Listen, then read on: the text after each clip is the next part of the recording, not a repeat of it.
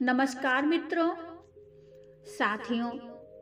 भगवान के प्रति सबकी अपनी अपनी निष्ठा होती है, अपना अपना भाव होता है। ऐसे ही एक महात्मा जी का भाव ठाकुर जी के प्रति था। संत जी नित्य ठाकुर जी को भोग लगाते थे और फिर उस भोग को स्वयं खाया करते थे। एक दिन किसी मंदिर में भंडारा चल रहा था। अब भंडारे में बहुत सारा भोजन बनना था और बनने के बाद पहले संतों को पवाते, फिर सबको मिलता। इसमें बहुत देर लगती। तो महात्मा जी ने सोचा कि बहुत देर हो गई है। तो ये सोचकर बाबा जी ने मिश्री का भोग लगा दिया ठाकुर जी को और मंदिर चले गए। फिर जब संतों ने भोजन पा लिया, तब मंदिर से भंडार गृह से भोजन लेकर घर की तरफ चल पड़े कि ठाकुर जी को भोग लगाकर तब ही हम पालेंगे।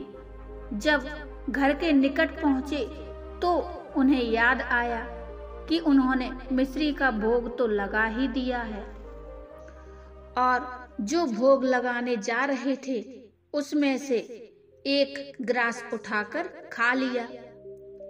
जब निवाला मुंह में रखा तो सोचने लगे कि जब घर आ ही गया था तो भगवान को भोग लगाकर ही खाता, लेकिन अब तो निवाला मुंह में डाल ही चुके हैं। तो बाबा को इस बात से बड़ा दुख हुआ और महात्मा जी मन ही मन अपने को धिक्कारने लगे कि हे पापी, तूने ठाकुर जी को भोग नहीं लगाया।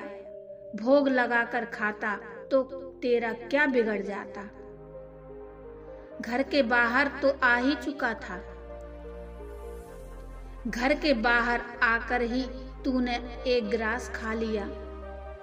अब तो बाबा को इतना दुख हुआ कि वह मुंह का ग्रास उगल भी नहीं पा रहे थे और निगल भी नहीं पा रहे थे। निगल इसलिए नहीं पा रहे कि ठाकुर जी को भोग नहीं लगाया और उगल इसलिए नहीं पा रहे कि भंडारे से लाए हैं। भोग का अनादर हो जाता।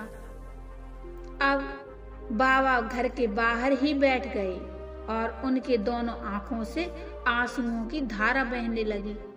महात्मा जी को ऐसे बैठे हुए 2 दिन हो गए।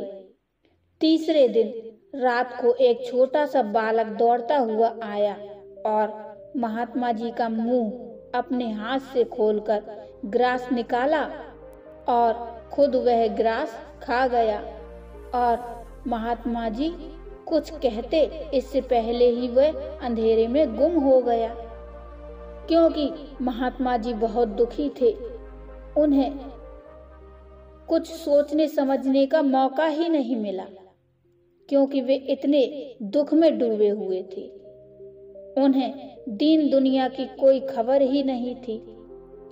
कुछ देर बाद बाबा जी अंदर गए और ठाकुर जी के चरणों में गिरकर रोने लगे और बोले, वाह वाह रे प्रभु, अपने तुच्छ दास के लिए तुमने मेरे मुंह का जूठा स्वयं खा लिया। मित्रों, ये सच है। भक्त का भाव पूरा करने के लिए भगवान कुछ भी करने को तैयार हो जाते हैं। मित्रों, ये कथा आपको कैसी लगी, कृपया मुझे कमेंट में ज़रूर बताइए।